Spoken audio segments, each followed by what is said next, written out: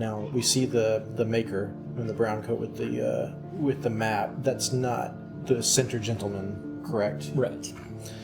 I mean, I assume he's got the captain in the lead there. Right. So yeah, we're trapped in the woods, and it looks like we're being chased by some savages. But they leave. Now we've got the setting and what's happening to them. They're looking for the Religy. Yeah. No explanation of what that means, but yeah, we get that on page 1. He says our orders are to find the Religy, mark them on the map.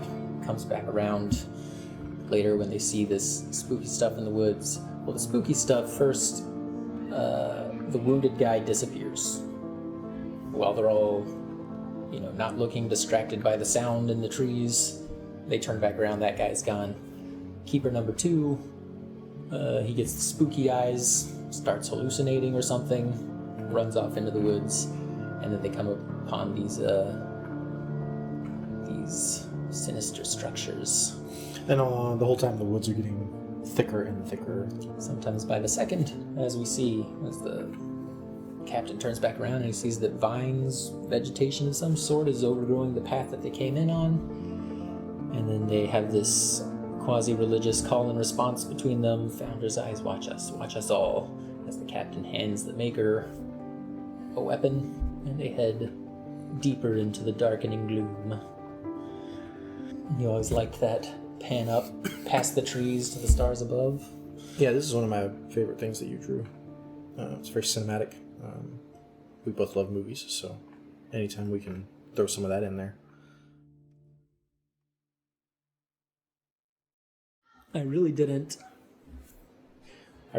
make much of an effort to make that writing clear, but what Ricky is reading there is something called Six Gun, the True something. You can't make out the rest of it. He told us about him. He was sort of a champion of the disenfranchised. And he's reading some pulp publication about him. Then we got the line of people with their work pass going into the city.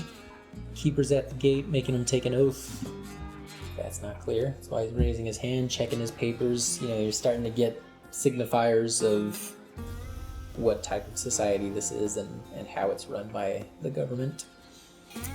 In the prologue, I feel like by default, we're just going to feel like we're on the Keeper's side because they're being chased by naked people and apparently being attacked, but they're not attacking back, not even defending themselves.